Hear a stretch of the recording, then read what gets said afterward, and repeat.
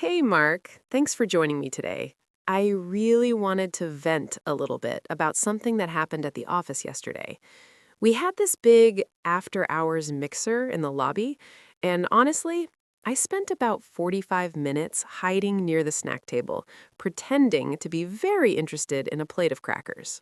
Oh, Anna, I know that feeling all too well. The snack table is the ultimate safe zone. It gives you something to do with your hands so you don't look like you're just standing there alone, right? Exactly. If I'm chewing, I have an excuse not to talk. But I felt so invisible. I watched my manager, Sarah, floating from group to group like a butterfly. She made it look so effortless, while I felt like I was anchored to the floor. Why does it feel so intimidating? Well, I think it's because we put an enormous amount of pressure on ourselves to be impressive. We treat networking like an audition for a movie role.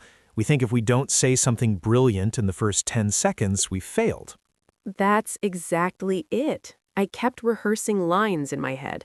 I'd see a group of senior partners talking, and I'd think, okay, walk over and say something about the quarterly reports. But then I'd think, no, that's boring. Or what if they're talking about their weekend and I interrupt them? It's the interruption anxiety. It's a classic symptom. We feel like we're intruding on a private club. Did you find yourself doing the fake phone check too? Guilty as charged. I must have checked my lock screen 50 times.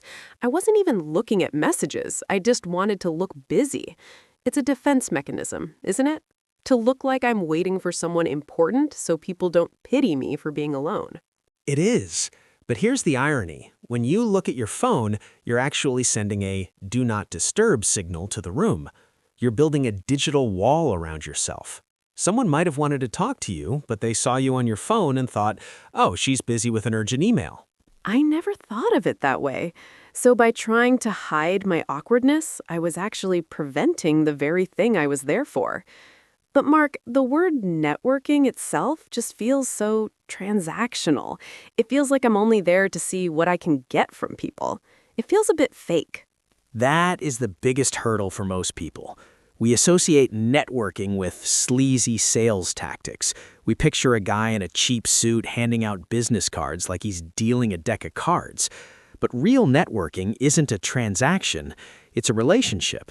I hear you, but remember, almost everyone in that room is feeling some level of that same nightmare. Even the people who look confident are often just better at hiding their internal monologue. Once you realize everyone is a little bit nervous, the room feels a lot smaller. That helps a little, but I still need to figure out how to put down the crackers and actually start a conversation without my voice shaking. You mentioned shifting the perspective, Mark, but that's easier said than done. When I'm in that room, my perspective is laser focused on one thing. Please don't let me say something stupid. It's like I'm a protagonist in a high-stakes drama where everyone is judging my performance.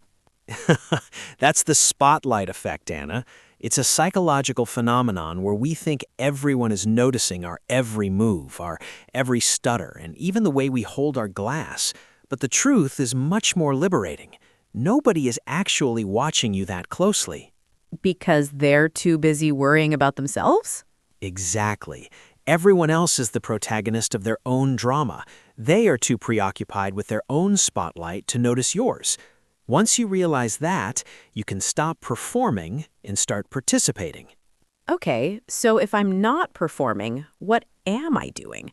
You said it's about building a community, but that still feels a bit abstract when I'm standing in front of a senior vice president. Think of it as information gathering. Instead of seeing that VP as a boss or a gatekeeper, see them as a walking library. They have years of experience, stories of failure, and insights you don't have yet. Your goal isn't to impress them, it's to learn one small thing from them. So I should treat it like a mini interview? Not quite an interview. That can feel like an interrogation. Treat it like a treasure hunt. You are looking for a connection point. Maybe you both have a passion for sustainable tech, or maybe you both struggled with the same software last year. I like that. It turns it into a game. But what if I have nothing to offer them? I'm just an intermediate level employee. I feel like the value only flows one way, from them to me. That is a major misconception. You have a fresh perspective. You are on the ground doing the daily work. Sometimes senior leaders are so far removed from the day-to-day that they find a junior's perspective incredibly refreshing and valuable.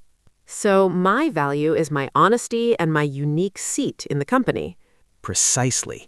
And remember, the most valuable thing you can give anyone is your full attention. In a world full of distractions and people looking over your shoulder for the next best person to talk to, being the person who actually listens is a rare gift. That's a powerful shift. Instead of, what can I get, I should ask, what can I learn? Or how can I be a good listener? It makes me feel less like a hunter and more like, well, a human being. Spot on. When you approach someone with genuine curiosity, your body language softens, your voice becomes more natural, and the fear starts to evaporate because you're not the center of the story anymore. The conversation is. Okay, Mark, I'm trying to embrace this curiosity mindset, but I keep hitting a wall. Every networking guide I've ever read says I need a perfect elevator pitch.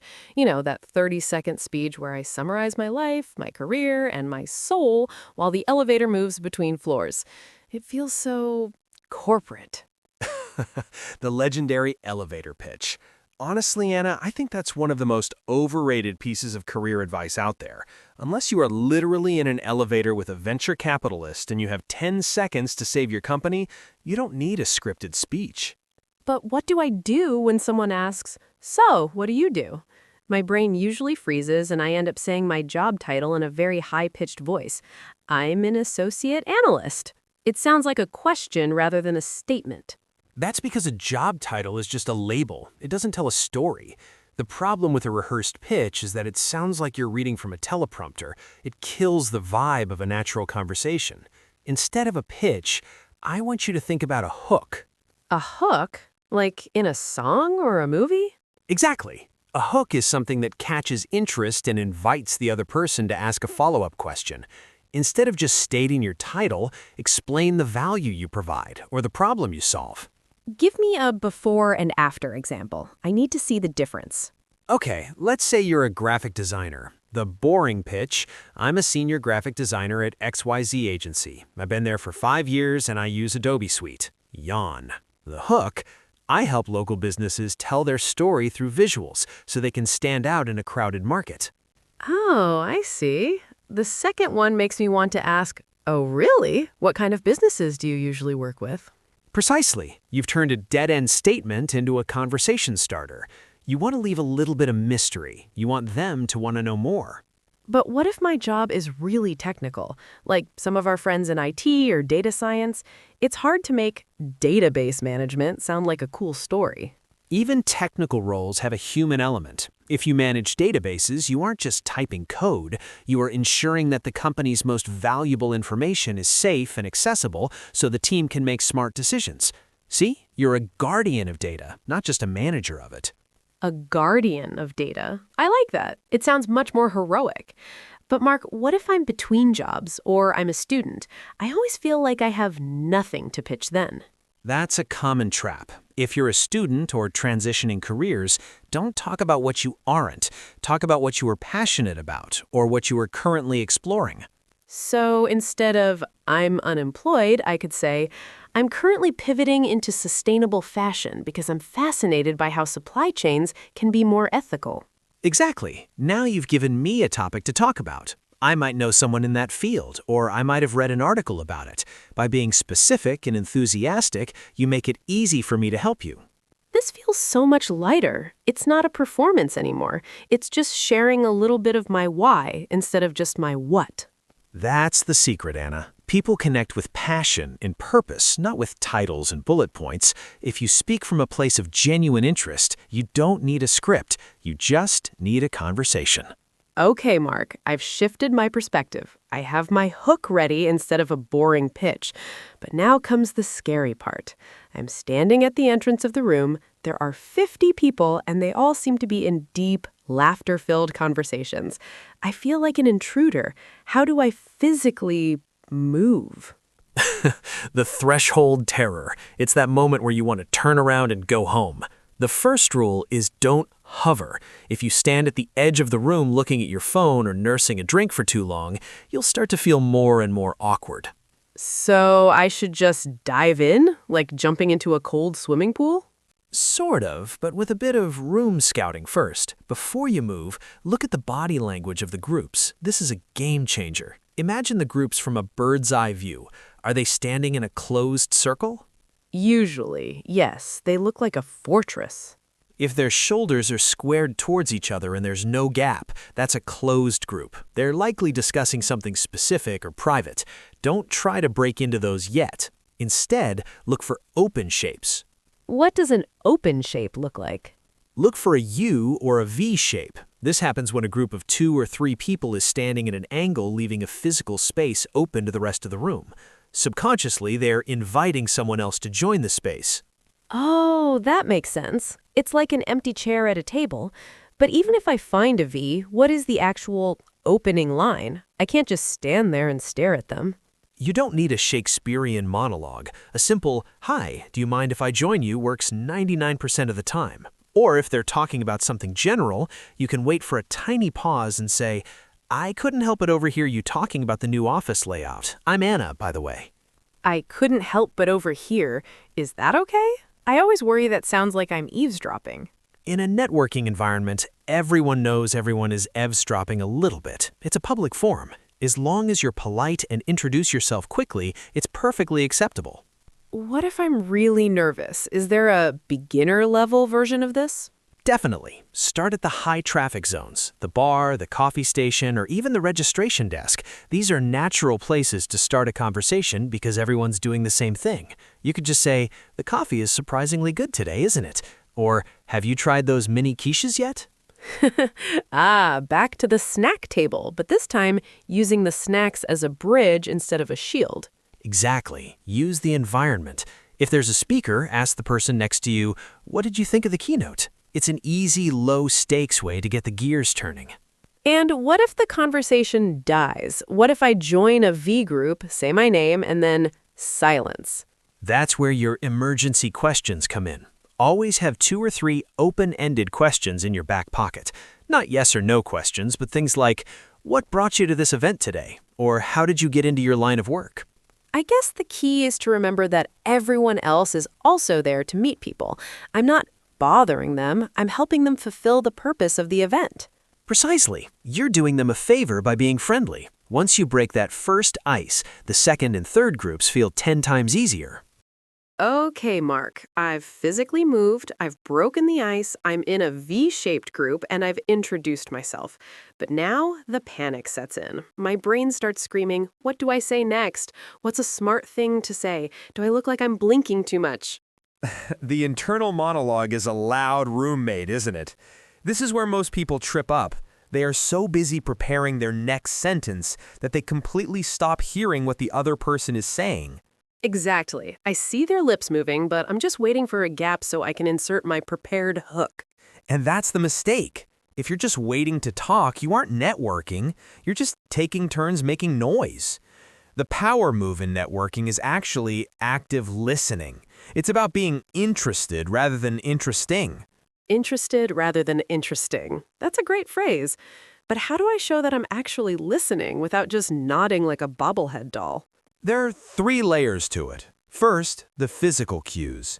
Lean in slightly, maintain soft eye contact, not a stare down, just a friendly gaze, and occasionally use minimal encouragers. Minimal encouragers? That sounds like a technical term. It's just a fancy way of saying small sounds or words like right or or I see. It lets the speaker know the line is still open. Okay, I can do that. What's the second layer? The echo technique. This is where you repeat or paraphrase a small part of what they just said. If someone says, "We've had a really challenging month trying to migrate our data to the cloud," you don't just say, "Oh, cool." You say, "A data migration. That sounds like a massive undertaking. How did your team handle the transition?" Oh, by echoing them, I've proven I was listening, and I've given them an open-ended question to keep going. Precisely. You've just shifted the work of the conversation back to them. You get to relax and listen, and they feel like you are the most fascinating person in the room because you are so focused on them. And the third layer? The emotional labeling. This is B2 level social skill, Anna. It's when you identify the feeling behind their story. If they tell you about a project that failed, you might say, "That sounds like it was incredibly frustrating after all that work." Wow, that's deep. That builds a real connection, doesn't it? It moves beyond business talk into human talk. It does. People will forget your job title, and they might forget your hook, but they will never forget how you made them feel. If they felt heard, understood, and respected, you've just built a bridge that will last much longer than a business card.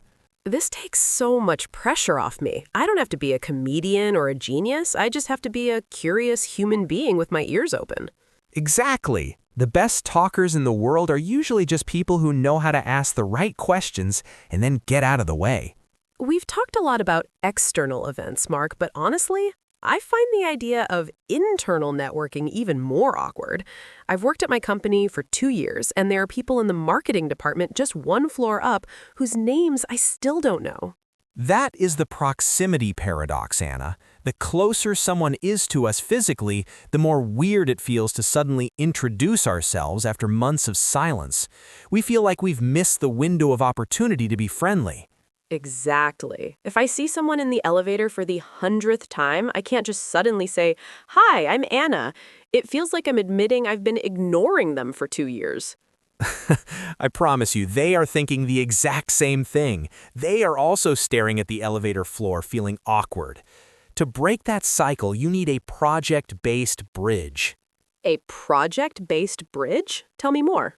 Instead of a random hello, find a professional reason to connect. Look at the company's internal newsletter or the Wins channel on Slack. If you see that the marketing team just launched a successful campaign, use that as your excuse to reach out. So I could send a quick message saying, "Hey, I'm Anna from the data team. I saw the new campaign and loved the visuals. I'd love to know how you guys decided on that direction." Perfect. It's specific, it's complimentary, and it's professional. It doesn't feel like a cold call because you both work for the same tribe. And what about the informal coffee chat? I've heard people talk about those, but I always worry I'm wasting a busy person's time. Here's a secret about high-level managers, Anna. They often feel isolated. They spend all day in meetings with other managers. When a junior or mid-level employee reaches out with a genuine question about the business, it's often the highlight of their day. Really? I always assumed they were too important for a 15-minute chat with someone like me. Not at all. The key is to be respectful of their time budget. When you ask, don't just say, "Can we talk?" Say, "I have 3 specific questions about how our department's goals align with the 5-year plan. Do you have 15 minutes next Tuesday for a quick coffee?" 15 minutes feels much more manageable than an hour. It's a low-commitment request. Exactly. And during that chat, don't ask for a promotion or a raise, ask for perspective. Like, what do you wish you knew when you were in my position? Or, what is the biggest challenge the company's facing right now that isn't on the official reports? That's brilliant. It makes them the mentor and me the student. Most people love being a mentor. Precisely. Internal networking isn't about climbing the ladder in a greedy way. It's about understanding the big picture of the organization. When a new project comes up or a position opens, they won't just see a name on a resume, they'll see the curious person who bought them a latte and asked smart questions. So it's about being top of mind when opportunities arise. Spot on. You're building a safety net of colleagues who know your face, your work ethic, and your curiosity. That's the best job security you can have. Okay, Mark, let's talk about the digital side of things. I have a LinkedIn profile, I have a professional-ish photo, and my job history is up to date. But honestly, every time I open the app, I feel a wave of comparison anxiety. Everyone seems to be humbled and honored to announce a new promotion or a life-changing keynote speech. The humble brag culture. It can be very draining, Anna. If you only look at the feed, linking feels like a high school reunion where everyone is wearing their best suit and shouting about their GPA. But that's just a surface level. So how do I use it without feeling like I'm participating in a giant ego contest? I'm not the type to post 10 lessons I learned from my morning coffee. You don't have to. You can be a high-value ghost. You don't need to post original content to be effective. The real power of LinkedIn is in the comments and the direct messages. Comments? Like just saying, congrats, on someone's post? No, that's low value. A high-value comment adds something to the conversation. If a colleague shares an article about remote work trends, don't just hit the like button. Say, great share, Sarah. I particularly like the point about asynchronous communication. We've been trying that on our team, and it's really helped with focus time. Oh, I see. By doing that, I'm showing I actually read it, and I'm positioning myself as someone who has a thoughtful perspective. Exactly. And here's the best part. The person who posted it sees your name, and their entire network sees your name too. You are building digital social capital without ever having to write a post of your own. What about reaching out to people I don't know? Like, if I see someone at a company I admire, is it okay to just hit connect? Never send a naked connection request. That's the digital equivalent of walking up to someone in a dark alley and just staring at them. A naked request. That's a hilarious image. So I always need a note? Always. Even if it's just 2 sentences. Hi, David. I'm Anna. I've been following your company's work in renewable energy for a while and would love to keep up with your updates here. Cheers. That feels much safer. It gives them a reason to click accept. But Mark, what do I do with these connections once I have them? I have 500 connections, but I haven't spoken to 490 of them in years. That's the digital Rolodex problem. Once or twice a month, do a network health check. Scroll through your list and find 3 people you haven't talked to in 6 months. Send a no-agenda message. No agenda? Like, hey, just checking in? Better yet, find a reason. Hey, Marcus, I saw this article about the new tax laws and thought of our conversation last year. Hope you're doing well. You aren't asking for a job, you aren't asking for a favor, you are just pinging the relationship so the bridge stays strong. I like that. It feels less like using people and more like just being a friendly professional neighbor. That's exactly what it is. LinkedIn is just a tool to maintain the weak ties in your life. And ironically, most people find their next job through a weak tie, someone they know casually, rather than their best friend. Okay, Mark, I've survived the mixer. I didn't hide at the snack table the whole time. I used my hook, I listened actively, and I even have a pocket full of business cards, or LinkedIn connections. Now I'm back at my desk the next morning. Do I just wait for them to message me? If you wait for them, Anna, you might be waiting until the next leap year. Most people are follow-up phobic. They think, if they like me, they'll reach out. But remember, everyone is busy, everyone is tired, and everyone is also waiting for you to make the first move. So I'm the one who has to be the chaser? That feels a bit desperate. It's not chasing, it's nurturing. Think of it like a plant. You just planted the seed at the event. If you don't water it within 24 to 48 hours, that seed is going to dry up and blow away. The desperate feeling comes when you wait too long, like 3 weeks later, and then suddenly ask for a favor. Ugh, I've been that person. Hey, remember me from 3 weeks ago? Can you look at my resume? It feels gross. Exactly. The golden rule is the 24-hour rule. Send a short, personalized note while the conversation is still fresh in their mind. And the secret to a great follow-up isn't just saying it was nice to meet you, it's the value add. Value add? Like giving them a gift? Not a physical gift, a digital gift. Did they mention they were struggling with some specific software? Send them a link to a tutorial. Did they say they were looking for a good place for a team lunch? Send them a recommendation.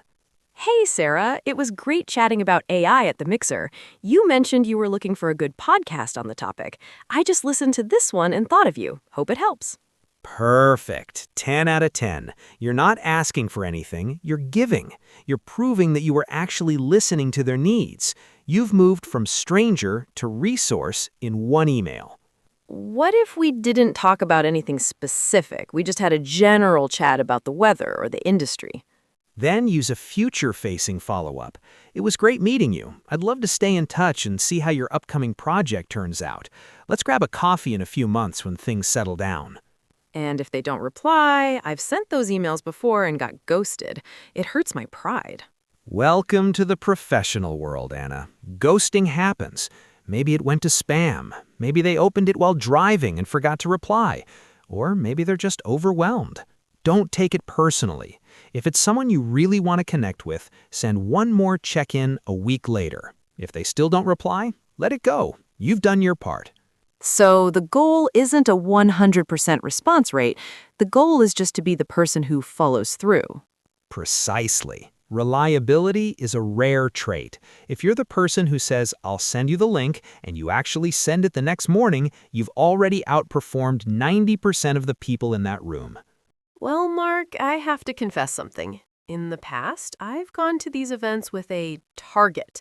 I'd tell myself, Anna, you are not allowed to leave until you have collected 10 business cards. I'd spend the whole night looking at my watch and scouting the room for my next victim. The business card collector. It's a classic mistake. You're treating networking like a competitive sport or a grocery shopping trip. But let's be honest, how many of those 10 people actually remembered your name the next day? Probably zero, and I didn't remember theirs either. I had a stack of cards on my nightstand, and I couldn't even match the faces to the names. It felt like a total waste of energy. That's because you were focused on breadth instead of depth. If you spend 5 minutes with 10 people, you've barely scratched the surface. But if you spend 20 minutes with 2 people, you've actually started a relationship. 20 minutes? That feels like a long time in a loud room. Wouldn't they get bored of me? Not if the conversation is good. Think of it this way. Networking is about filtering.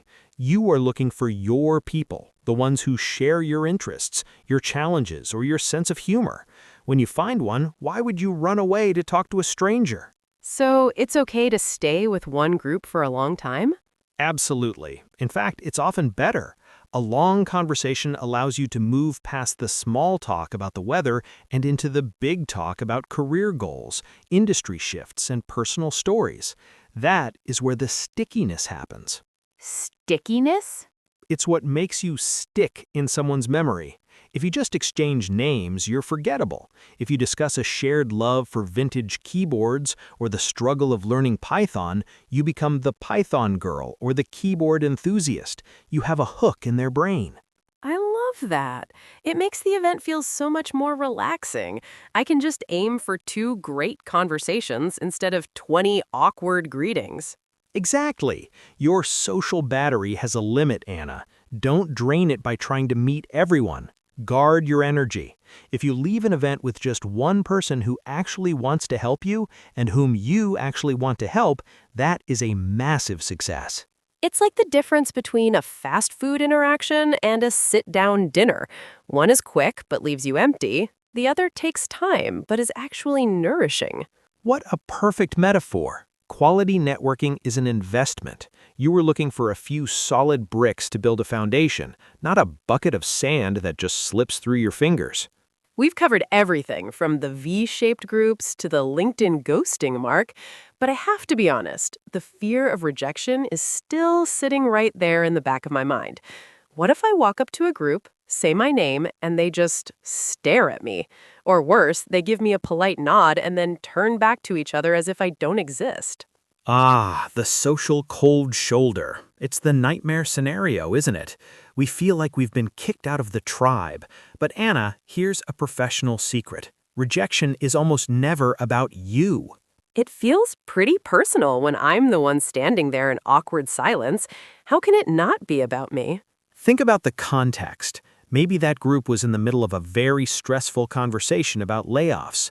Maybe they're old friends who haven't seen each other in 5 years and they're having a private moment. Maybe one of them just got a rude text and is in a terrible mood. You are a variable entering their equation at the wrong time. So I'm just bad timing? Exactly. If you try to open a door and it's locked, do you get angry at yourself? No, you just realize that door isn't open right now and you look for another one. Networking is a numbers game. Not every door is meant to open for you. That's a very stoic way of looking at it. But how do I recover in the moment? If I get rejected, I feel like everyone in the room saw it and is laughing at me. Remember the spotlight effect from part 2? Nobody saw it. And even if they did, they probably felt sorry for you and annoyed at them for being rude. If a group is cold, here's your graceful exit strategy. Just smile and say, "I'll let you get back to your conversation. Nice to meet you," and walk away with your head high. Walk away with my head high. I need to practice that. It's about maintaining my own dignity, right? Precisely. You are a high-value person. If they don't see that, it's their loss, not yours. And don't let one no stop you from getting to a yes. The next person you talk to might be your future mentor, your next business partner, or a new best friend. If you stop because of the first group, you'll never meet the second one. I'm right. I've definitely let one bad interaction ruin my whole night before. I'd go straight to the coat closet and leave. Don't do that. Use the 3-strike rule. If you have 3 awkward interactions in a row, then maybe it's just a bad vibe event and you can go home. But usually you'll find a warm group by the second try. This has been so helpful, Mark. I feel like I have a shield of confidence now. Networking isn't a test of my worth, it's just an experiment in human connection. I couldn't have said it better myself. You aren't there to win the room, you're just there to see who's in it. And that brings us to the end of this marathon episode of Daily English Dialogues. We've gone from the snack table to the V-shape groups and all the way to overcoming the fear of rejection. It's been a pleasure, Anna. I hope our listeners feel ready to tackle their next office event with a bit more curiosity and a lot less fear. I certainly do. Thank you all for listening. If you found this helpful, don't forget to subscribe to our channel. Until next time, keep practicing and keep connecting.